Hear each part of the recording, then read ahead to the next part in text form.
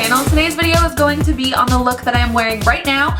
I was actually wearing this video in my skincare routine that I posted my last video, and I've been wearing it a lot and posting pictures of it on Instagram, and every time I do, people ask me for a tutorial of it. So here I am giving you what you want. I was kind of on the fence about posting a video of this look at all because to me it's kind of reminiscent of my everyday makeup routine video that I posted a few months ago. It is a little different. There's different colors involved, but the technique is essentially the same thing. I do hope that you guys enjoy it and learn some new things. I'm sorry I haven't been around YouTube the way I promised I would be, but it's just been crazy. This is 100% the busiest time of year for freelance makeup artists, but I'm not going to neglect my channel. I love you guys so much.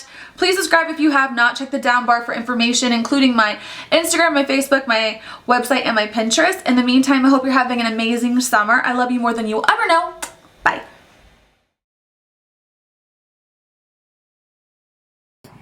Okay guys, we're doing things a little bit different today. I have my eyebrows done, no foundation, and I am applying my Painterly Paint Pot from MAC all over my lid, acting as my eyeshadow base. Because I was getting ready to go to work on this particular day, I just did things in the fastest order possible, not my normal filming order. Then I'm taking creme brulee on a fluffy E40 brush from Sigma. If you follow me on Instagram, you know that a bunch of my stuff recently got stolen at this photo shoot I was getting ready for, and one of those is my E40 brush, and I've tried using a MAC 224, and I can honestly tell you they are not the same brush. The E40 is the best one I have found to put color in the crease because it is not as dense. It kind of distributes it a little bit more like fluffy. Does that make sense? Then I'm taking frappe on a 286 from MAC, and I'm going a little bit lower than that creme brulee. The creme brulee is acting as our transition color, and this color, frappe from Makeup Geek, is all of these colors are from Makeup Geek, and let's say otherwise, by the way. It's kind of acting as our like deepening out the crease color. So we still want it to be a little bit diffused and fluffy, but the color saturation needs to be clear. Creme brulee is the lightest, and frappe is darker, just to kind of create that definition. Now I'm taking Cocoa Bear from Makeup Geek, and I am putting this on a 217 brush, which is a little bit more dense, and it's going a little bit lower in the crease, a little bit more in the outer corner. I'm actually going to show you guys a little bit of what I do on my other eye today. Maybe it'll help with people who are having problems getting their eyes looking symmetrical. The right eye of my face is always more easy to work with than the left, so I always have to put the colors in my left eye a little bit lower than I did on the right eye. That way they look symmetrical. I'll show you more what I mean as this goes on. This is Makeup Forever number 162. I love this color. I used to use it all the time. That is going even lower on an even smaller brush from Sigma. I can't remember the name of it. It's just a pointed taper brush. And if you'll notice that it goes way, way lower in my corner. I don't take it up very high on that eye. It goes up higher on the right eye, lower on the left eye. And by doing this, once I blend all the colors together like I'm doing right now, they make my eyes look as close to the same shape and size as I can. Your eyes are not the same. Very rarely are people's faces completely symmetrical, so you're going to have to kind of play with tricks like that. This is Snatch from Decay. I mentioned it in a recent haul video. It is a gorgeous, super shimmery, metallic-y pink color with some glitter. The glitter doesn't bother me. The more you blend it, it'll kind of fall.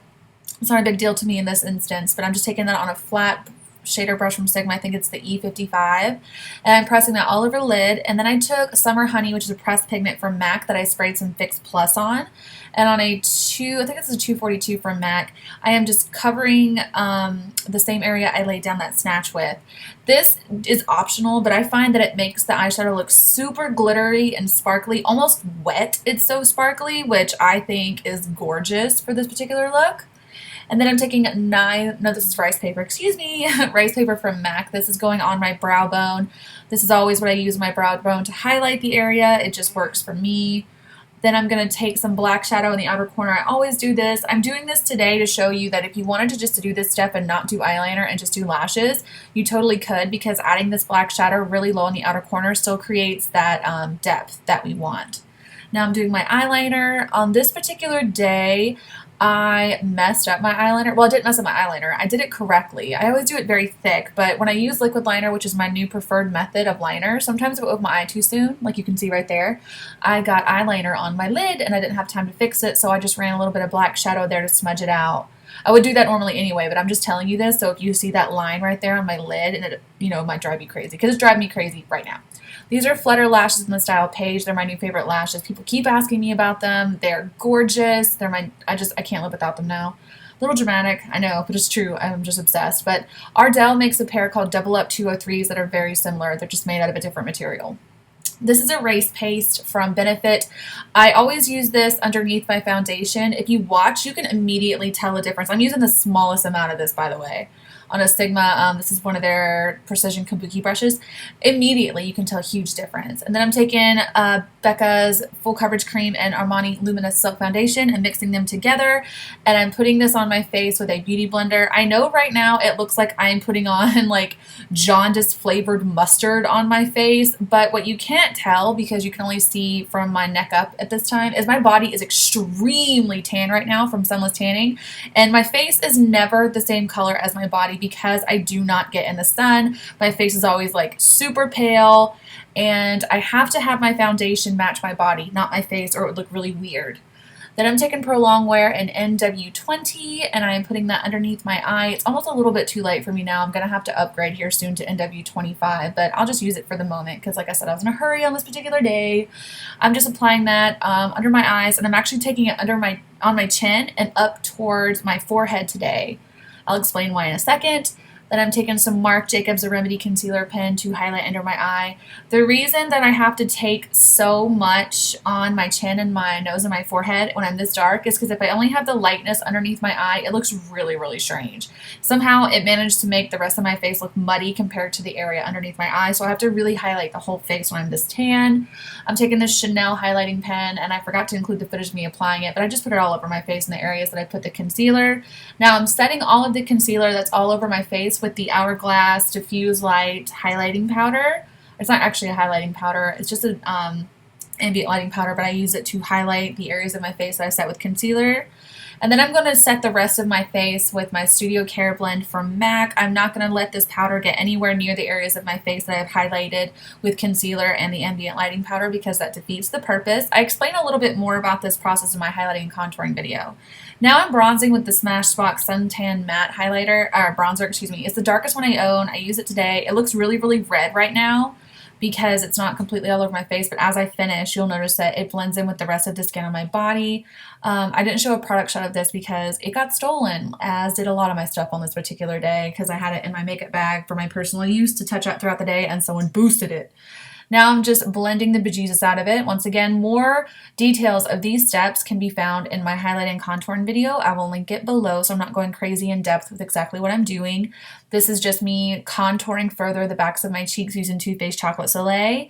Again, feel free to check out my highlighting and contouring video to get a more in-depth explanation of why I do what I do. And now I am just contouring my nose really, really fast. Didn't feel a need to include that because, like I said, it's in that video. Now I'm adding some of that eyeshadow primer underneath my eye to smoke out the bottom lash line. You guys have seen me do this before. I'm just going in with the colors I used on my eye in the order I use them. So I think first here I went in with Frappe, and then I went in with Cocoa Bear, and then I'll go in with that 162. I never changed this step on myself because I find that smoking out my lower lash line really makes my eyes look a lot bigger, and that's kind of my jam. Now I'm applying the eyeliner. I think this is the Silkissime from Loreal. I put it in my waterline a little bit underneath my lash line, and then I smudge it out with a black shadow. This part is optional, but I just really, really like the effect of it on myself. Feel free to edit all of these looks or two steps to suit you and your eyes and your eye shape. This is Nylon from MAC. I'm putting it in my inner corner. It didn't used to be so much my jam to put a nylon in the inner corner of my eye, but now that I've started doing it, I can't stop, won't stop. I'm obsessed. Now I am putting some mascara on my bottom lashes, and I'm going to apply blush using Captivating from Tarte, which is my jam. I don't know what's going on with me lately, but I look like a guppy when I apply my blush lately. I just like open and close my mouth over and over again. I don't know why I'm doing that. I've just been doing it. This is Apricot from Bobbi. It's a shimmer brick. I'm using it to highlight. I always put it on tops of my cheeks, like on top of my cheekbones, down the bridge of my nose, my Cupid's bow for sure. It just depends on my look, but normally those are definitely the places I will highlight. And then I'm taking this proenza, schouler, whatever. I was in a hurry this day, so I literally just slapped on the closest thing to me for lips. This is just a nude lipstick. Any one you have will do. This is limited edition. I don't even know if you can get it anymore. And then I went in with Leslie lip gloss from Buxom to gloss up them lips, girl.